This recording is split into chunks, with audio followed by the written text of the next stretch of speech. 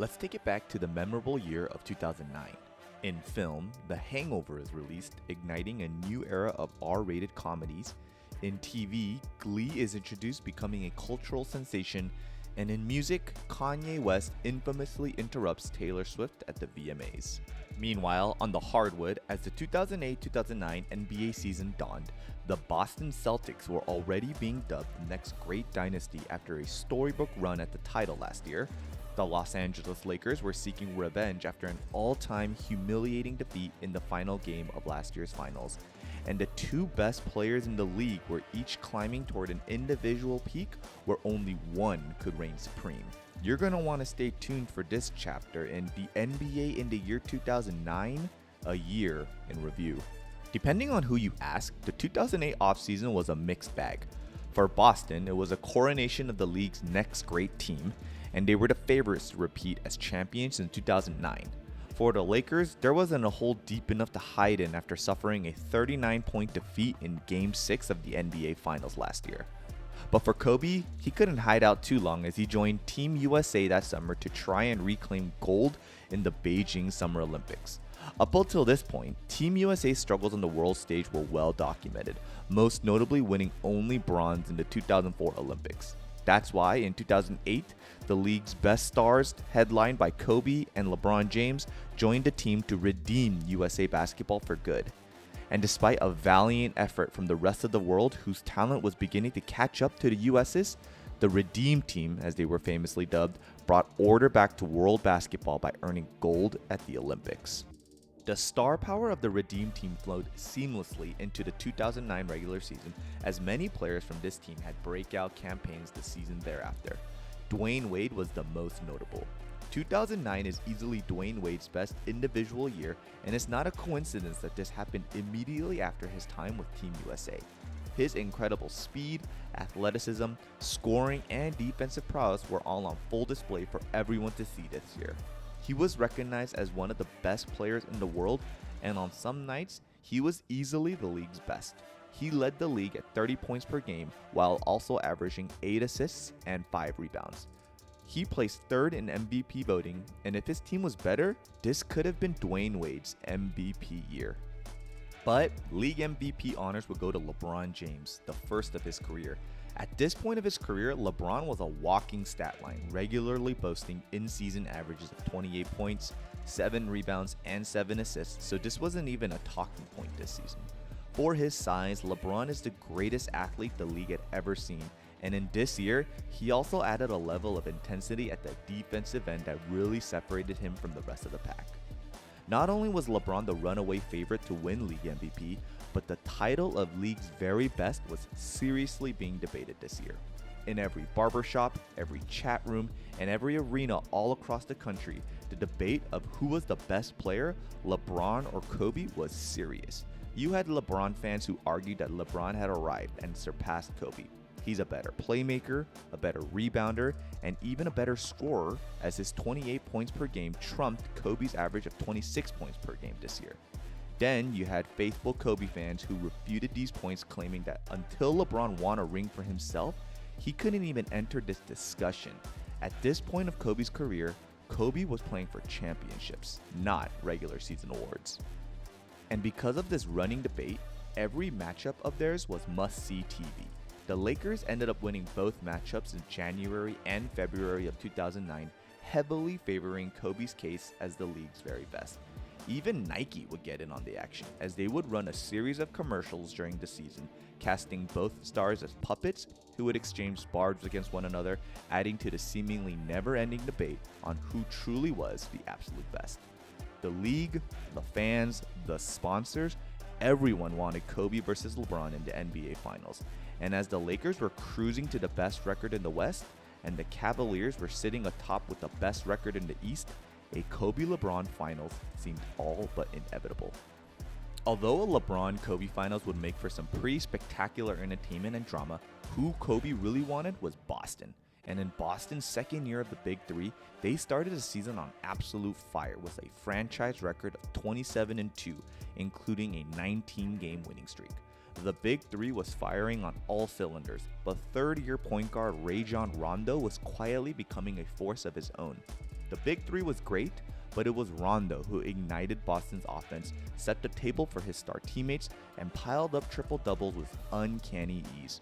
However, in February of 2009, KG, the heartbeat of these Boston Celtics, suffered a right knee injury that would prematurely end his season and severely compromise Boston's chances of repeating. It was a devastating blow to Boston, and although they would still earn the second seed in the Eastern Conference, these Celtics were not the same without their emotional leader and defensive identity. With KG out, how far could these Celtics really go? And once the 2009 playoffs kicked off, the second-seeded Boston Celtics faced off against a young, talented, and on the cusp of something great Chicago Bulls team in the first round. Led by Chicago's own and Rookie of the Year Derrick Rose and the often overlooked offensive machine in Ben Gordon, these Bulls were not to be toyed with. In what was supposed to be an easy 4-game sweep for the defending champions, this series went the full 7 games. It also featured 2 overtime games, 1 double overtime thriller, and a legendary triple overtime gauntlet in Game 6, which saw Ray Allen go for 51 points, including 9 3-pointers. Rondo really came into his own this series, averaging nearly a triple-double with 19 points, 11 assists, and 9 rebounds to go along with about 3 steals per game. For the Bulls, second-year center Joakim Noah broke out as a true force defensively and on the glass with a series-leading 13 rebounds. Ben Gordon was on an offensive heater seemingly the entire series, leading all players on both sides with 24 points per game.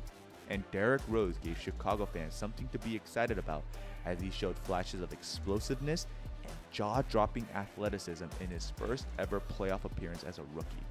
In the end though, Boston escaped a tremendous upset, but this series endures as one of the greatest in NBA history, a timeless battle remembered for its intensity, physicality, and the razor-thin margin that separated 2 very evenly matched teams.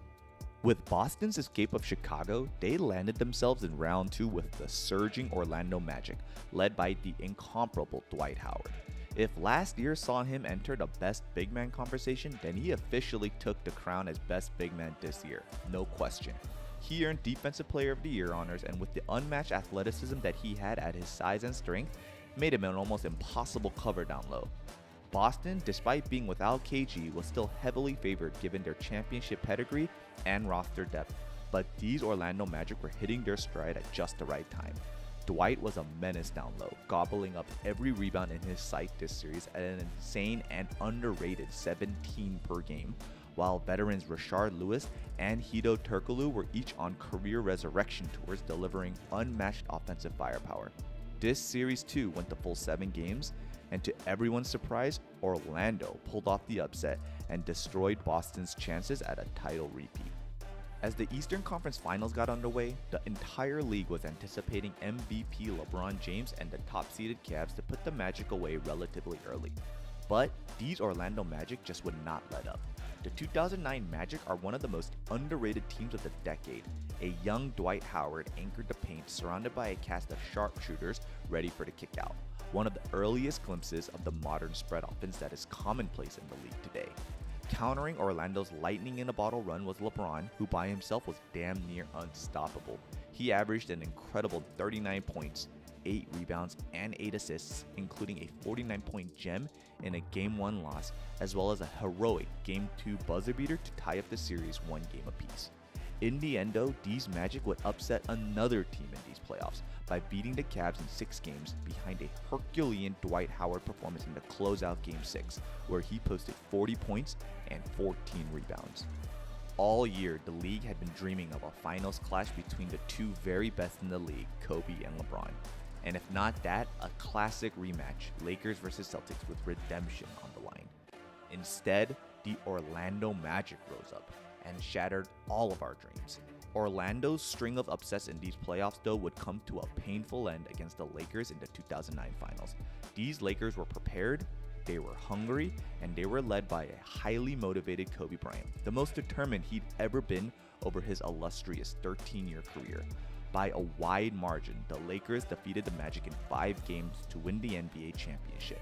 Kobe had finally won that elusive 4th championship, his first without Shaq, what he had been fighting for ever since the Lakers entrusted him with the franchise back in the summer of 2004.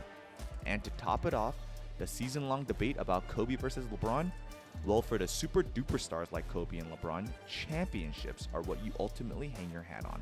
And despite an MVP season and a phenomenal playoff performance, LeBron came up short again, this time in the conference finals, whereas Kobe remained the last one standing, championship in hand. For one more year, Kobe was the GOAT over LeBron. Kobe's 2009 championship also silenced his doubters who claimed his first 3 titles more or less belonged to Shaq. This time, there was no question. This was his team, his moment, his legacy. But for Kobe, the job wasn't finished. To truly cement his place among the game's immortals, he knew he had to do it again.